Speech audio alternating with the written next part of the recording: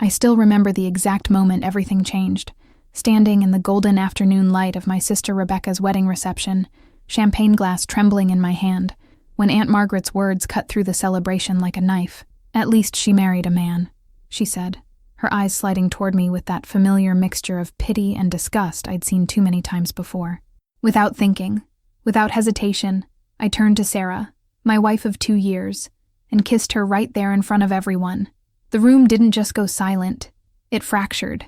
The reception hall in downtown Boston felt smaller suddenly, the exposed brick walls closing in as conversation stopped mid-sentence.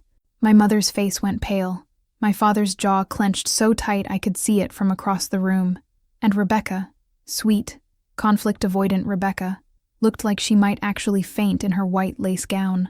Sarah squeezed my hand, her hazel eyes meeting mine with that same steady courage that made me fall in love with her in the first place. "We should go," Sarah whispered, but I shook my head.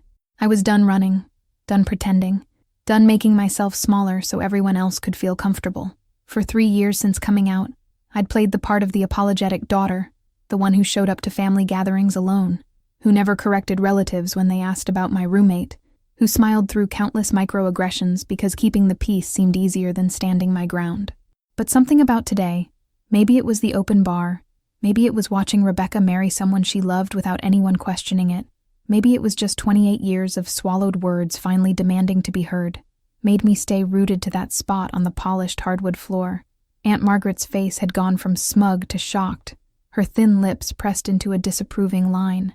She clutched her pearls, literally clutched them, like she was in some satirical play about bigotry. My Uncle Richard stepped forward, his face red, his voice booming across the reception hall.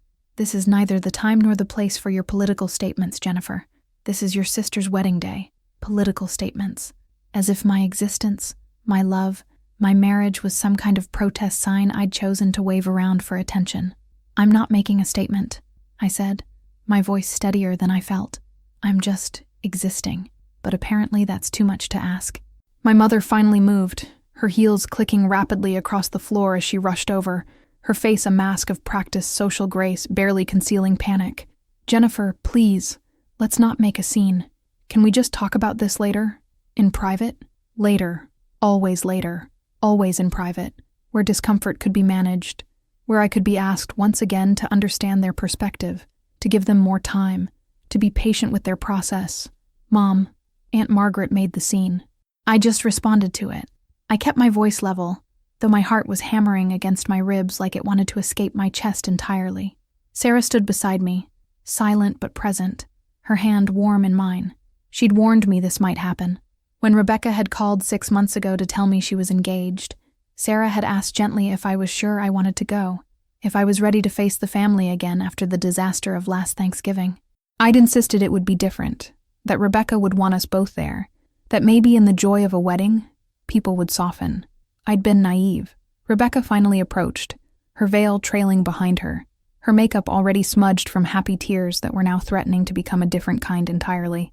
"Jen, can we please not do this today? Please?" Her voice cracked, and guilt stabbed through my chest, sharp and immediate. This was her day, her moment, and here I was, center stage in a drama I hadn't started, but couldn't seem to escape. "I'm sorry," I said, and I meant it. I didn't want to ruin anything. I just wanted to celebrate with you. "Then celebrate," Aunt Margaret interjected, her voice dripping with false sweetness. "Celebrate appropriately like a civilized person, not by shoving your lifestyle in everyone's faces. My lifestyle." 2 words that reduced my entire relationship. The way Sarah brought me coffee in bed every Sunday, how we argued about whose turn it was to take out the recycling, the way she held my hair back when I had food poisoning, how we'd scraped together savings for a down payment on our tiny apartment in Cambridge, the 1,000 small intimacies that made up a life together, into something scandalous and performative. Before I could respond, my father's voice cut through the tension. "Margaret, that's enough." Everyone turned to stare at him. My father, who hadn't spoken directly to me in almost a year, who'd refused to acknowledge my marriage, who'd told me I was breaking my mother's heart, was defending me. Sort of. "Tom, you can't seriously," Aunt Margaret began, but my father held up his hand. "I said that's enough. This is my daughter's wedding, and I won't have it turned into whatever this is." He gestured vaguely at the scene, his face unreadable. Jennifer, Sarah, perhaps it would be best if you left for now. Let everyone calm down. There it was, the careful neutrality that somehow felt worse than outright rejection. He wasn't defending me. He was managing a situation, removing the problem so the celebration could continue. Of course, I said, my voice hollow. Wouldn't want to make anyone uncomfortable. Sarah's grip on my hand tightened. A silent question. I nodded slightly and we turned to leave, but Rebecca grabbed my arm, her fingers surprisingly strong against my sleeve. Wait, she said, loud enough that the entire room could hear. The string quartet that had been playing soft background music had stopped, and I realized with creeping horror that all 75 wedding guests were watching this unfold like some kind of reality television drama. Jen, wait, don't go. I turned back to her, confused. Rebecca had always been the one who avoided conflict, who changed the subject when conversations got uncomfortable, who'd told me repeatedly that she loved me but wished I wouldn't be so in your face about being gay. Rebecca, it's okay, I started, but she shook her head, her dark curls bouncing against her shoulders. No, it's not okay. None of this is okay. She turned to face Aunt Margaret, still clutching my arm like an anchor. What you said was cruel and unnecessary, and I won't have it at my wedding. I asked Jen to be here. I asked Sarah to be here. Their family. Aunt Margaret's eyes widened. Rebecca, honey, you were just being judgmental and mean. Rebecca interrupted, her voice shaking but determined. Jen is my sister. Sarah is her wife. They have just as much right to celebrate love at a wedding as anyone else here. I felt tears burning behind my eyes, hot and unexpected. In all the years since I'd come out, through all the arguments and cold shoulders and carefully worded holiday cards, Rebecca had never once stood up for me like this. She'd been supportive in private, sure, sending me occasional texts saying she loved me but never in front of the family, never when it cost her something. My mother made a small sound of distress. Rebecca, please, let's not make this bigger than it needs to be. It's already big, Mom, Rebecca said, finally releasing my arm but standing her ground. It's been big for years, and we've all just pretended it wasn't because that was easier. But I'm done pretending. Jen is one of the most important people in my life, and I'm not going to ask her to hide who she is so other people can feel comfortable. The reception hall had devolved into chaos now, with various relatives whispering urgently to each other, some nodding in apparent agreement with Rebecca, others shaking their heads in disapproval. Rebecca's new husband, Michael, appeared at her side, placing a supportive hand on her lower back. I'd always liked Michael, a quiet engineer who seemed genuinely smitten with my sister, but I'd never been sure where he stood on the whole gay thing. Rebecca's right, Michael said simply, his voice calm but firm.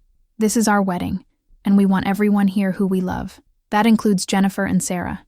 If people have a problem with that, they're welcome to leave. Aunt Margaret's face went through several shades of red before settling on a purple that suggested dangerously high blood pressure. Well, I never, she huffed, grabbing her purse from the table. Richard, we're leaving. Uncle Richard looked torn, glancing between his wife and the rest of the family, before apparently deciding that 30 years of marriage trumped moral courage. I'm sorry, Tom, he muttered to my father, before following Aunt Margaret toward the exit. Several other relatives shifted uncomfortably, and I watched with a sinking stomach as my grandmother slowly stood, reaching for her cane. At 83, Grandma Helen was the family matriarch, the one whose opinions carried weight, whose approval everyone sought. If she left, others would follow. She made her way slowly across the reception hall, and I braced myself for the final rejection, the capstone on an already devastating day. But instead of heading toward the door, she stopped directly in front of me and Sarah, looking up at us with those sharp blue eyes that had always seemed to see straight through any pretense. Jennifer, she said, her voice papery but clear, you're going to introduce me properly to your wife, or have you forgotten your manners? I blinked, certain I'd misheard. What? Your wife, Grandma Helen repeated, gesturing to Sarah with her cane. We met briefly at Christmas 2 years ago, but you barely said 3 words before your mother rushed you out the door. I'd like to actually get to know the woman my granddaughter married.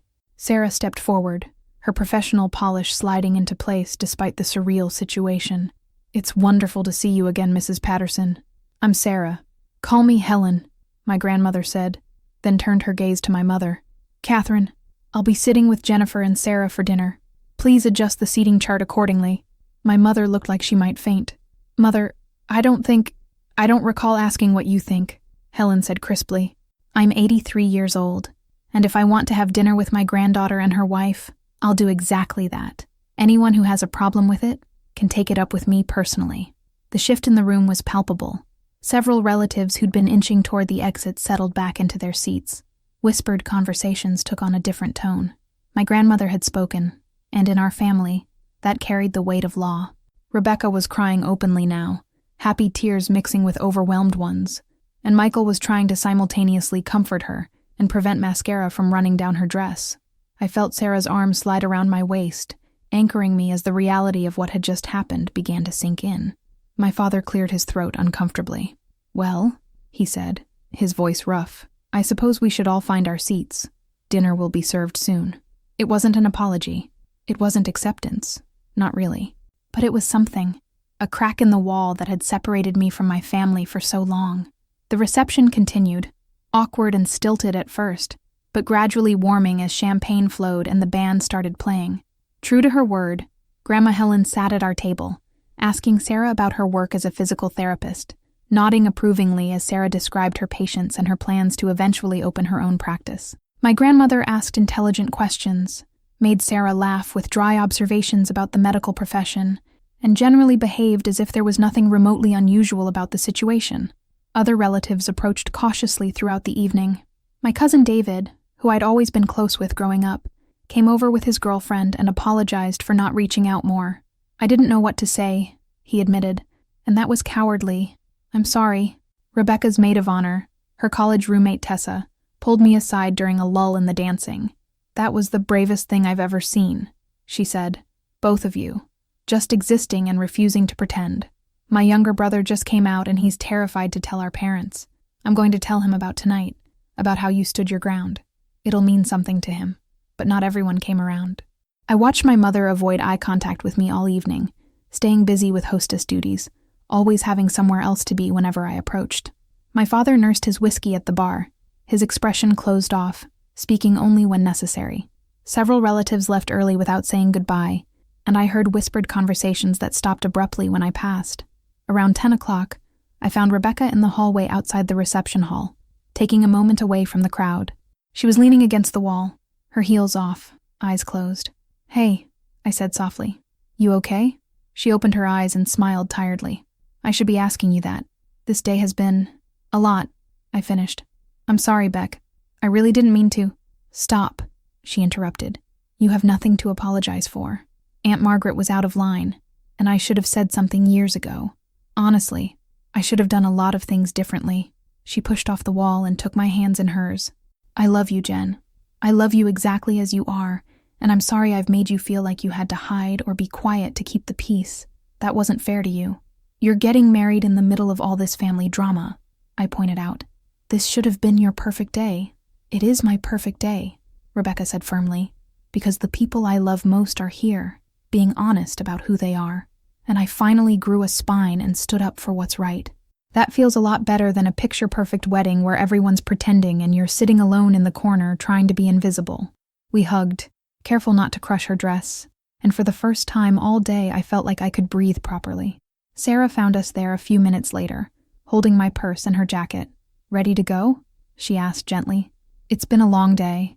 I nodded, suddenly exhausted down to my bones. We said our goodbyes to Rebecca and Michael, promised to meet up for brunch the following week, and headed toward the exit. My father intercepted us at the door. He stood there, hands in his pockets, looking older than I remembered, the lines around his eyes deeper.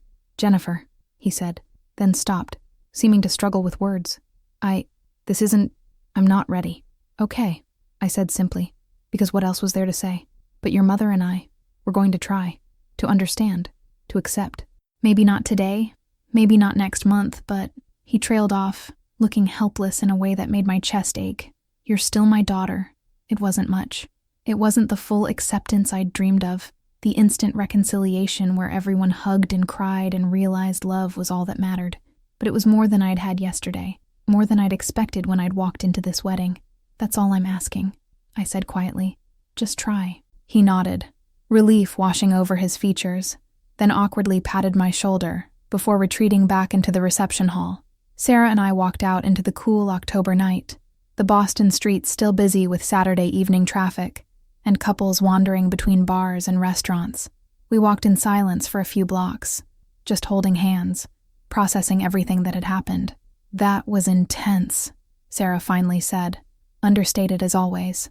I laughed, slightly hysterical. "That's one word for it. Your grandmother is amazing." She really is. I thought about Helen's matter-of-fact acceptance, the way she'd used her authority in the family to create space for me without making a big dramatic production of it. I didn't know she'd do that. "Rebecca surprised me too," Sarah admitted. "I didn't think she had it in her." "Neither did I." I squeezed Sarah's hand. "Thank you for being there, for standing with me even when it was terrible and awkward and everyone was staring." Sarah stopped walking and turned to face me, her expression serious in the glow of the streetlights. "Jennifer, I married you. That means I stand with you always, even when it's hard, even when people judge us, even when it costs us something. That's what marriage is." I kissed her there on the sidewalk, not because I was making a point or proving anything, but because I loved her, and because sometimes love is the only response that makes sense in a complicated world.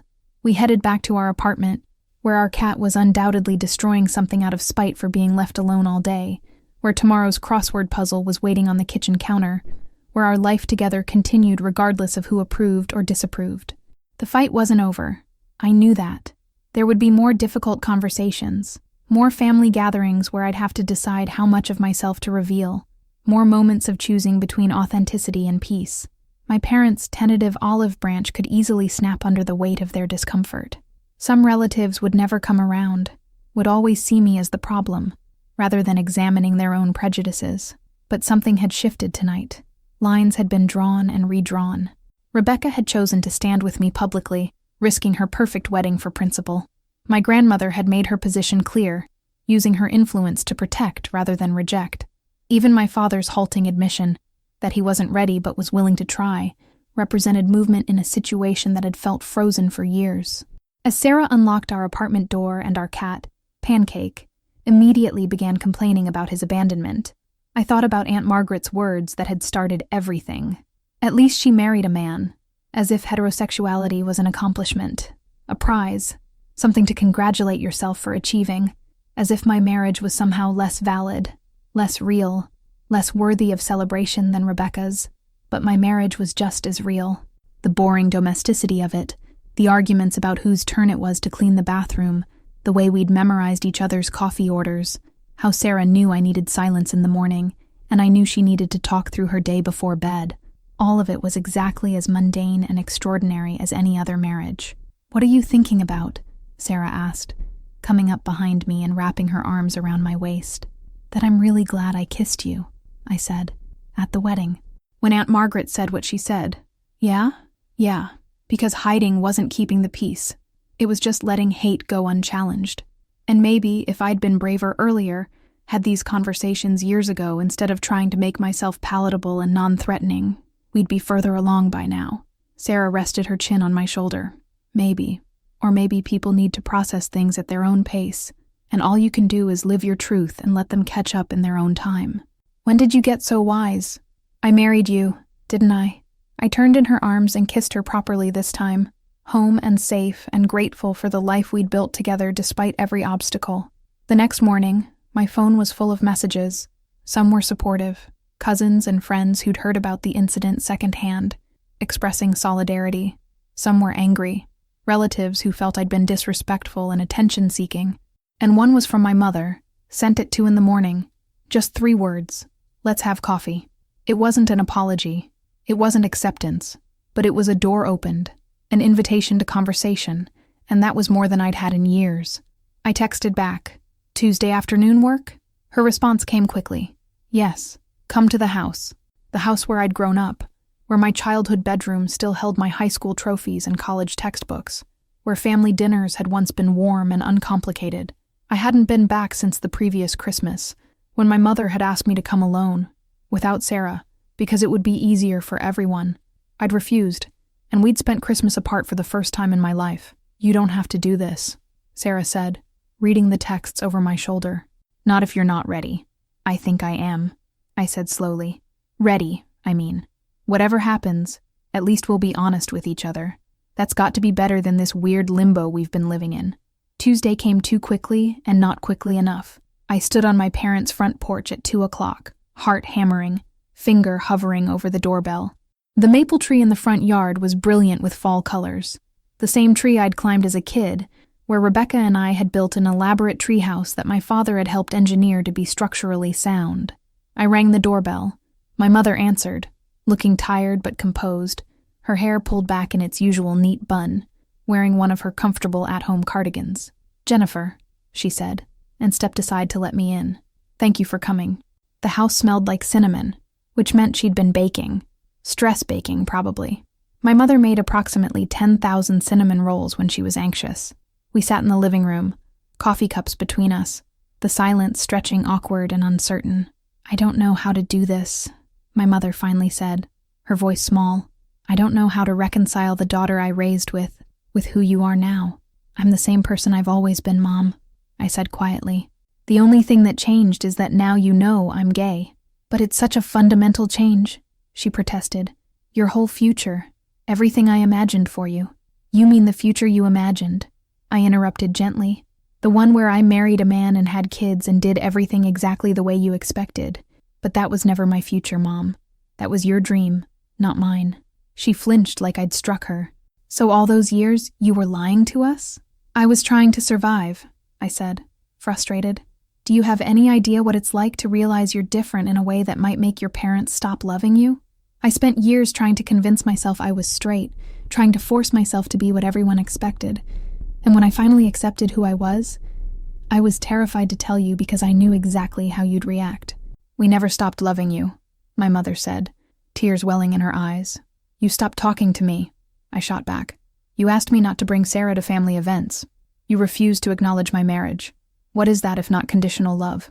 The tears spilled over, tracking mascara down my mother's cheeks. "I was trying to protect you. People judge, Jennifer. They say cruel things. I didn't want that for you. So instead you judged me yourself. You said the cruel things? How is that protection, Mom?"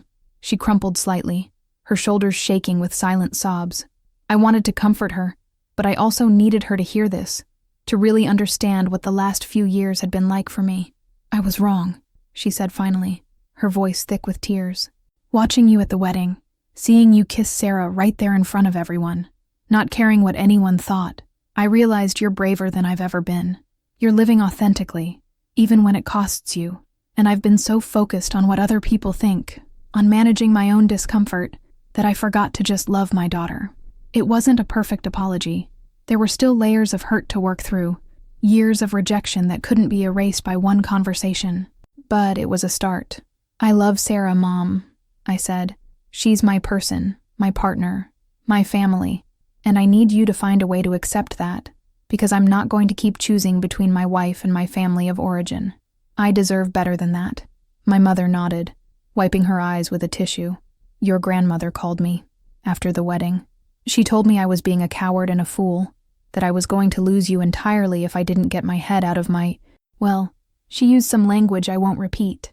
I smiled despite myself. "That sounds like Grandma." "She's right," my mother admitted. "I don't want to lose you, Jennifer. And if that means learning to understand something that makes me uncomfortable, if that means challenging beliefs I've held my whole life, then that's what I need to do." We talked for 2 more hours, difficult and honest and sometimes painful. My mother asked questions she'd been afraid to ask, and I answered them as patiently as I could. She apologized multiple times, cried several more, and slowly, tentatively, began building a bridge across the chasm that had separated us. When I finally left, she hugged me at the door, really hugged me, not the stiff, performative hugs of recent years. "Bring Sarah to dinner next week," she said. "Your father and I, we want to try, to do better." It wasn't perfect. It wasn't a fairy tale ending where everyone learned their lesson and lived happily ever after. But it was real, and it was honest, and it was progress. Over the following months, things slowly improved. My parents started acknowledging Sarah in conversations, asking about her work, remembering her birthday. They weren't comfortable yet. That much was obvious in the careful way they spoke, the occasional awkward pauses. But they were trying, and that mattered. Rebecca and I grew closer, bonding over our shared experience of that chaotic wedding. She admitted she'd always known I was gay, even before I'd come out, and that her insistence on me being less obvious had been about her own cowardice rather than protecting me. Grandma Helen became one of my greatest allies, shutting down homophobic comments at family gatherings with the authority of her age and position. She and Sarah developed a genuine friendship, having tea together every other week and gossiping about family drama. Some relatives never came around. Aunt Margaret sent a formal letter disowning me, which would have been more hurtful if it hadn't been so ridiculously overdramatic. A few cousins stopped returning my calls. That hurt. But I was learning that sometimes love means letting people go when they refuse to accept you. A year after the wedding, Rebecca and Michael announced they were pregnant.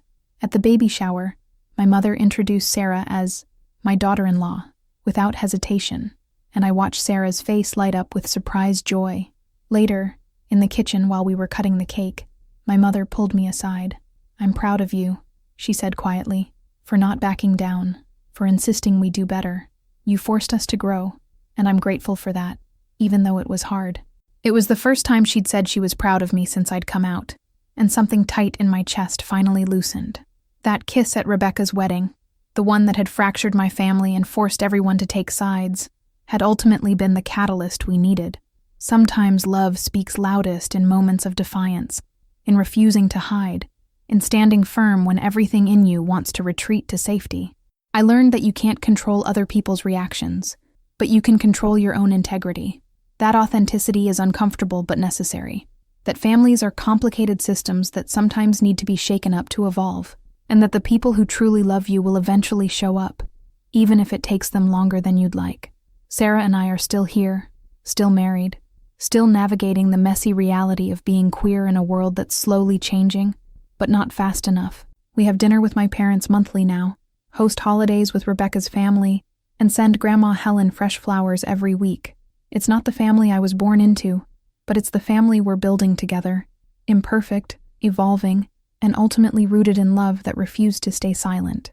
The real complexity began about 6 months after that initial coffee with my mother, when my father was diagnosed with early-stage prostate cancer. The call came on a Wednesday morning while Sarah and I were getting ready for work, my mother's voice shaking as she explained the diagnosis, the treatment plan, the uncertainty ahead. "I know things have been difficult between us," she said, "but I thought you should know. He'd want you to know." I drove to their house that same afternoon, my mind racing with worst-case scenarios and memories of my father teaching me to ride a bike, helping with calculus homework, walking me to my first day of college. Whatever distance had grown between us, he was still my dad, and the thought of losing him made my chest constrict with fear. He was sitting in his study when I arrived, surrounded by medical papers and insurance documents, looking smaller somehow than I remembered. When he saw me, something in his face cracked, vulnerability showing through the stoic exterior he'd maintained for so long. "Jen," he said, my childhood nickname sounding strange after years of formal Jennifer. "You came." "Of course I came," I said, sitting across from him. "You're my father." We talked about the diagnosis, the doctors, the treatment schedule. Then, in a moment of quiet, he said something that changed everything between us. "I've been thinking about death," he admitted, his voice rough, "about what I'd regret if this went badly. And the biggest regret I have is the time I've wasted being stubborn and afraid when I could have been knowing my daughter and her wife." I felt tears burning behind my eyes. "Dad, let me finish," he interrupted gently. "I was raised in a different time, with different beliefs, and I let those beliefs matter more than my relationship with you. That was wrong. You're my daughter, and you've built a good life with someone who clearly loves you, and I've been too proud and too scared to admit that maybe everything I was taught wasn't right.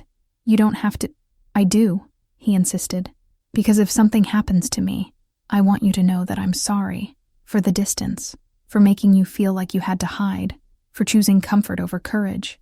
You deserved better from me." We both cried then, messy and cathartic, bridging years of silence with honest emotion. It wasn't a magic fix.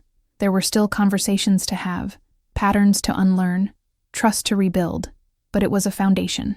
Sarah came to his first chemotherapy appointment, bringing magazines and terrible jokes to distract from the IV drip. My mother watched us interact, seeing for the first time the easy partnership we'd built, the way Sarah anticipated my father's needs before he voiced them, how she made everyone laugh even in the sterile grimness of the treatment center. "She's good for you," my mother said quietly as Sarah went to get coffee. "I can see that now." I'm sorry it took me so long. My father's treatment was successful. The cancer caught early enough that surgery and a short course of chemo were sufficient. But those months of treatment brought our family closer than we'd been in years, forced intimacy through shared fear and hope. Rebecca's daughter, Maya, was born that summer, a tiny perfect bundle that made everyone cry happy tears in the hospital waiting room.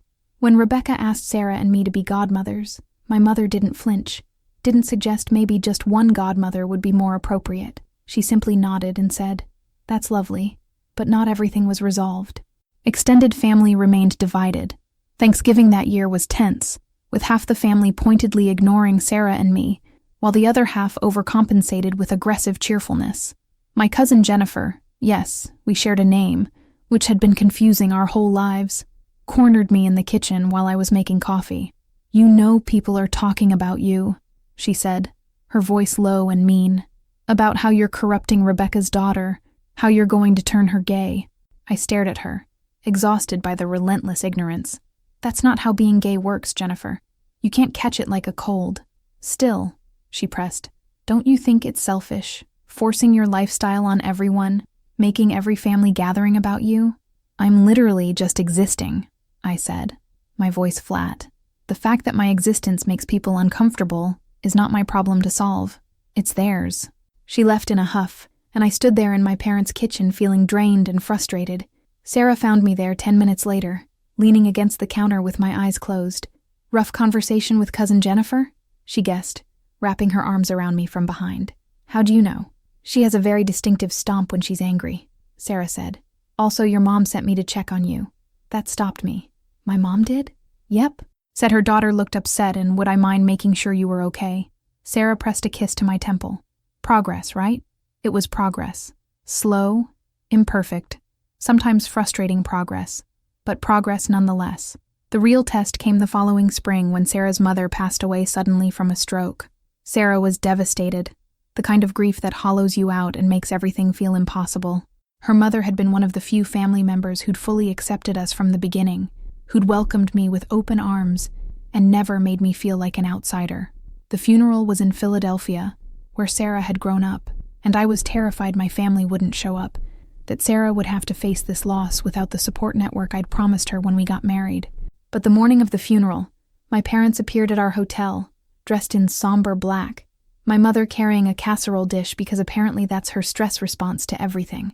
"We're here to support Sarah," my mother said simply. "And you. That's what family does." Rebecca came too, with Michael and baby Maya.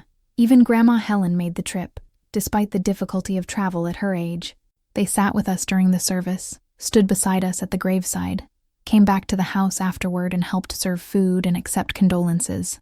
Sarah's father, a quiet man dealing with his own overwhelming grief, pulled me aside at one point. "Your family," he said, gesturing to where my parents were washing dishes in the kitchen. "They're good people. Sarah's lucky to have them. We both are." I thought about how different this moment was from 3 years earlier, when my family wouldn't acknowledge Sarah's existence, and felt overwhelmed by gratitude and sadness in equal measure. That night, lying in bed in our hotel room, Sarah cried in my arms for hours. "I keep thinking about all the time we wasted," she said. "My mom and me, arguing about stupid things, taking for granted that we'd have more time. And now she's gone and I can't get any of it back." "She knew you loved her," I said, stroking her hair. "That's what matters." "Did she, though?" Sarah's voice was anguished. "I was always so busy, always promising to visit more and then not doing it. I thought we had time." I held her tighter, wishing I could absorb some of her pain, knowing I couldn't but staying present anyway, because that's all we can ever really do for the people we love. The grief settled into our lives like furniture, always there, but gradually becoming part of the landscape. Sarah threw herself into her work, finally opening the physical therapy practice she'd been planning for years. I supported her through the stress of small business ownership, the long hours and financial uncertainty, just as she'd supported me through family drama and professional challenges. 2 years after my father's cancer diagnosis, he was declared cancer-free. We celebrated with a family dinner at their house, and for the first time in my adult life, I felt fully present and welcome in my childhood home. My father toasted to second chances in family, his eyes meeting mine with warmth and acceptance. "To Jennifer and Sarah," he added, raising his glass. Who taught this old man that love is love and that's all that really matters? It was a simple sentiment, almost cliché, but coming from my father, who'd once told me my lifestyle was breaking the family apart, it meant everything. Not every story ends with perfect reconciliation, and ours didn't either. Some family members remained hostile, some cut off contact entirely, and holidays were still sometimes tense with unspoken judgments and careful topic avoidance. But the core of my family, my parents, my sister, my grandmother, had chosen to grow, to challenge their assumptions, to prioritize relationship over rigid belief systems. That kiss at Rebecca's wedding, the one that started this whole messy journey, remained a turning point in my memory, not because it magically fixed everything, but because it forced everyone to make a choice, to accept me fully, or to walk away. And while some people did walk away, the ones who mattered most chose to stay and do the hard work of growth. 5 years after the wedding, Rebecca and Michael held a vow renewal ceremony. During the reception, Aunt Margaret appeared unexpectedly, older and frailer than I remembered. She approached Sarah and me where we sat with Maya, who was now a precocious 5-year-old obsessed with dinosaurs. "I was wrong," Aunt Margaret said without preamble, her voice shaky. "What I said at the wedding, the way I've acted, I was wrong. I've been talking to my pastor, doing some reading, and I realized that my prejudice was just fear of things I didn't understand. I'm sorry. It wasn't a perfect apology. It didn't erase years of hurt, but it was sincere, and it was brave, and I accepted it because that's what healing requires, the willingness to accept imperfect apologies and move forward anyway. Thank you for telling me that," I said. "It means a lot." Sarah and I danced at the vow renewal, unbothered by who was watching, celebrating love in all its forms. Maya insisted on dancing with us too, giggling as we lifted her between us and spun her around. My mother took photos, smiling genuinely, no longer worried about what the pictures might say about our family. My father chatted with Sarah's father about retirement plans and grandchildren, 2 men who'd found common ground through their daughter's marriage. As the evening wound down and Sarah and I prepared to leave, Rebecca hugged me tightly. "Thank you," she whispered. "For what?" "For being brave enough to be yourself, even when it was hard. You made space for all of us to be more honest, more authentic. I don't think I realized how much I was performing until I watched you refuse to." We drove home that night through suburban streets lined with spring flowers, our hands linked over the center console, the easy silence of long partnership between us. "Do you ever regret it?" Sarah asked suddenly. "That kiss at the wedding? Everything that came after?" I thought about the pain of those early conflicts, the tears and arguments and sleepless nights. But I also thought about my father's apology, my mother calling Sarah her daughter-in-law, Rebecca standing up for me, Maya calling us both aunt, and not differentiating between us. "No," I said honestly. "I regret that it had to be so hard, that people couldn't just accept us from the beginning. But I don't regret refusing to hide. That kiss was me choosing us, choosing authenticity over comfort, and that was the right choice even though it cost something." Sarah squeezed my hand. "I love you." "I love you too." Our life continued its mundane, extraordinary rhythm. We adopted a second cat, argued about renovating our kitchen, attended countless family gatherings where we were now fully included. Sarah's practice thrived, and I got promoted to senior editor at the publishing house where I worked. We talked about maybe having kids someday, though the logistics felt overwhelming and we weren't quite ready to commit. My grandmother passed away peacefully at 88, surrounded by family. At her funeral, the priest mentioned her fierce love for her granddaughters, plural, including Sarah, and her insistence on acceptance and growth. In her will, she left Sarah and me a substantial sum with a note. "For your future family, whatever form that takes, love always Grandma Helen." We cried reading it, overwhelmed by her continued support even after death. The world kept changing around us too. Marriage equality became more normalized, though backlash persisted. We watched younger queer people come out with less fear than we'd had, and we tried to be the visible, boring married couple that showed it was possible to build a normal life. 10 years after that kiss at Rebecca's wedding, Sarah and I renewed our own vows in a small ceremony, with family and close friends. My father walked me down the aisle, tears streaming down his face. My mother helped Sarah get ready, fussing over her dress and makeup with genuine affection. During the ceremony, as we exchanged updated vows that reflected a decade of partnership, I looked out at the assembled crowd and felt overwhelmed by gratitude. It wasn't the family I'd imagined when I first came out. terrified and certain I'd lose everyone. But it was the family we'd built together through honesty, patience, and the stubborn refusal to accept anything less than full recognition. Rebecca read a poem she'd written about sisterhood and growth. Maya, now 10, served as flower girl again, just as she had at her parents' vow renewal. My parents sat in the front row holding hands, two people who'd had to completely rethink their worldview and had chosen to do so, rather than lose their daughter. After the ceremony, during the reception, my father pulled me aside for a private moment. "I'm proud of you," he said, his voice thick with emotion. "Not just for your courage, though that's part of it, but for your patience with us, for not giving up on your family even when we gave you every reason to. You could have walked away, and it would have been justified, but you stayed and insisted we could do better. That took a different kind of courage." "You did do better," I said, hugging him. "That's what matters." "We're still learning," he admitted. "Your mother and I, we didn't grow up with any framework for this, but we're trying."